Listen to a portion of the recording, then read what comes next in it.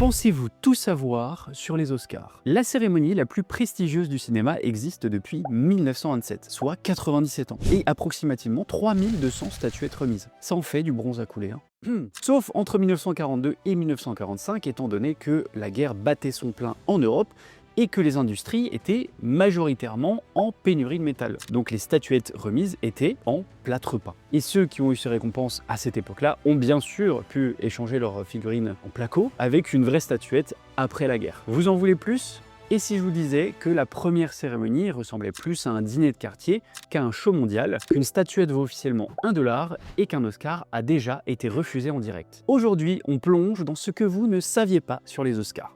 Et moi non plus, d'ailleurs. Et croyez-moi, certains secrets sont bien plus fous que les films récompensés. Pour commencer, la première cérémonie était minuscule. Enfin, comparé à ce qu'on voit maintenant, bien sûr. Au cas où vous ne le saviez pas, les Oscars sont organisés par l'Academy of Motion Picture Arts and Sciences. C'est un nom qui en jette. Et aujourd'hui, on parle d'un show qui est retransmis dans plus de 200 pays et qui est suivi en moyenne sur les dernières années par 19 millions de personnes. Mais en 1927, c'était un peu différent. Et oui, le cinéma n'était clairement pas ce qu'il est actuellement, la télévision n'existait simplement pas, et la radio était tout de même limitée. Et surtout, Hollywood n'était pas le géant qu'il est maintenant. Et la première idée de cette cérémonie, c'était plus d'en faire un repas professionnel avec des invités triés sur le volet, plutôt qu'un véritable show. La première cérémonie s'est tenue au Hollywood Roosevelt Hotel à Los Angeles. C'était 270 invités, un dîner privé avec un billet d'entrée à $5.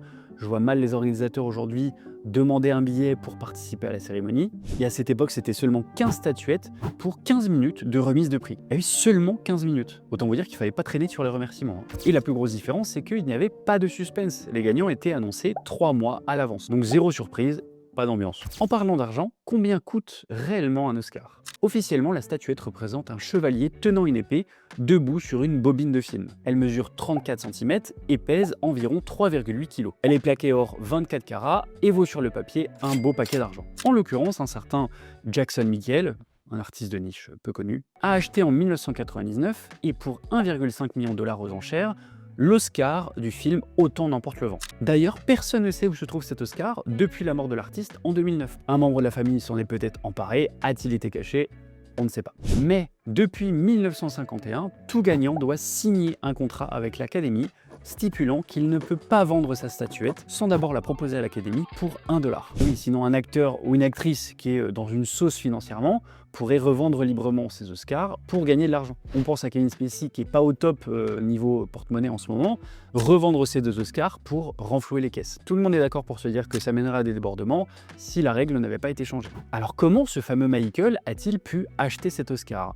Eh bien parce que n'importe qui peut acheter un Oscar qui date d'avant cette règle, donc d'avant 1951. Par exemple, et dans le souci de les préserver, Steven Spielberg a racheté pas mal d'Oscars d'avant cette date, pour les redonner à l'Académie afin d'éviter qu'ils passent de main en main et deviennent plus des objets de collection que des véritables récompenses. Il est sympa ce Steven quand même.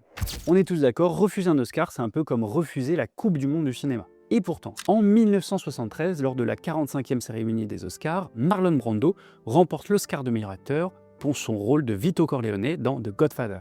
Mais il n'est pas présent à la cérémonie. À sa place, il envoie Sachin Littlefeather, militante et actrice d'origine Apache et Yaqui. Pourquoi son geste? Eh bien pour protester contre pas mal de mauvaises choses qui se passaient aux USA à cette époque. Notamment la représentation stéréotypée des Amérindiens à Hollywood et le traitement des peuples autochtones aux États-Unis. Pendant qu'elle essaye de lire le long discours que Brando avait prévu, la militante a été coupée en cours de route. La salle est divisée, certains applaudissent et d'autres sont pas mal mécontents. I beg at this time that I have not intruded upon this evening, and that we will, in the future, our hearts and our understandings will meet with love and generosity.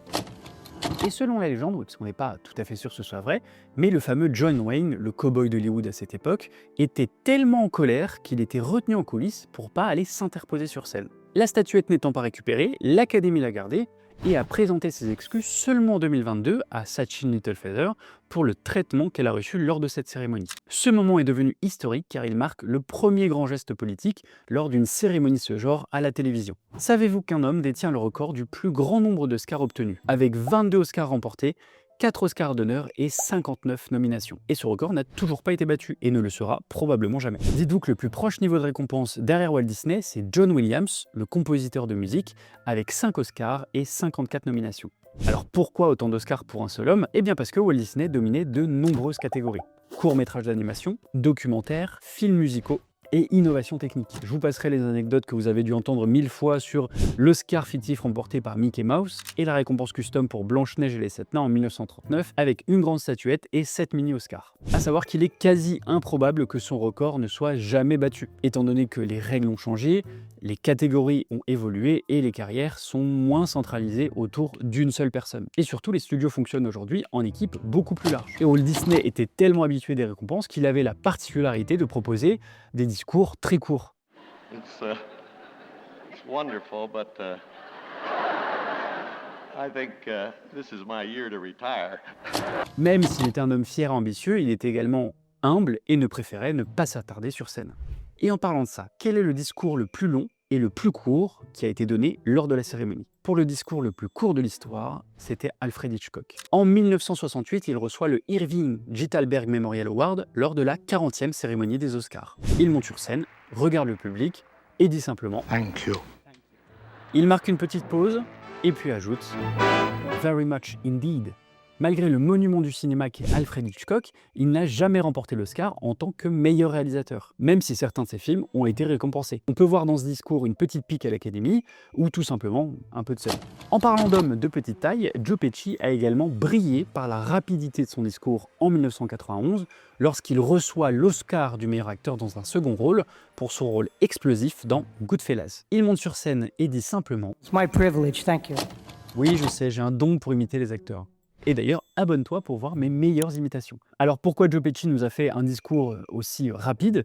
Car c'était un homme discret et pas forcément à l'aise avec les grandes démonstrations. Et justement, c'est un peu drôle parce que ça fait quand même pas mal contraste avec son personnage très énergique du film. Et qu'en est-il du discours le plus long? Eh bien, c'est un discours d'un peu moins de 6 minutes donné par Greer Garson en 1943. Elle remporte à cette époque l'Oscar de la meilleure actrice pour son rôle dans Mrs. Miniver. Elle était véritablement émue, son discours était très structuré et elle a pris le temps de remercier chaque personne qui a participé au projet et elle a également évoqué le contexte actuel. Et oui, si vous ne le saviez pas, en 1943, c'était un peu la Seconde Guerre mondiale. Et ce moment fait partie des raisons pour lesquelles l'Académie a progressivement instauré quelques règles, comme par exemple une musique pour couper le discours, comme vous le voyez chaque année, et une limite actuelle d'environ 45 secondes. Et oui, la musique qu'on entend chaque année au bout d'un petit moment, c'est pas pour faire joli, c'est clairement pour dire à la personne qui est sur scène, bon, t'es mignon avec ta statuette, mais tu dégages de la scène. Et il y a toujours quelqu'un à qui ça ne plaît pas trop chaque année. Please, I'm wrapping up. I will wrap up. Please turn the music off. I've done this before. Thank you. Là où on ne lésine pas sur le temps aux Oscars, c'est sur les standing ovations. Saviez-vous que la standing ovation la plus longue était pour un certain Charlie Chaplin en 1972? Il a reçu à cette époque un Oscar d'honneur pour l'entièreté de sa carrière. Et la standing ovation aurait été de 12 minutes. Bon, c'est approximatif, hein. Bien sûr qu'il n'y avait pas quelqu'un avec un chronomètre en train de calculer. Mais imaginez-vous être sur scène devant un public entier qui vous applaudit pendant 12 minutes. Moi perso, je sais pas où me mettre. Bon, en l'occurrence, c'est clairement justifié parce qu'il revenait à cette époque d'un exil de 20 ans à cause d'accusations liées au macartisme. Et on pourrait parler d'une standing ovation tristement célèbre pour l'Oscar du meilleur acteur dans un second rôle pour Heath Ledger en 2009, pour son rôle du Joker. Pour terminer cette vidéo sur une note plus joyeuse, parlons des records détenus par certains films aux Oscars. À votre avis, qui est l'actrice la plus récompensée aux Oscars? Et non, ce n'était pas Meryl Streep avec seulement 3 Oscars, car nous avons devant Katharine Hepburn avec 4 Oscars. Le premier en 1934 pour le rôle d'Eva Lovelace dans Morning Glory, sorti en 1933, et de Lowell Sherman. Le deuxième en 1968 pour le rôle de Christina Drayton dans Devine qui vient dîner. Ensuite en 1969 pour le rôle d'Aliénor d'Aquitaine dans Le Lion en hiver. Et le dernier en 1982 pour le rôle d'Ethel Tyler dans La Maison du Lac. Pour ce qui est des hommes, c'est Daniel Day-Lewis avec 3 Oscars du meilleur acteur. Le premier pour My Left Foot en 1990 où il incarne Christy Brown, ensuite pour There Will Be Blood en 2008 dans le rôle de Daniel Plainview,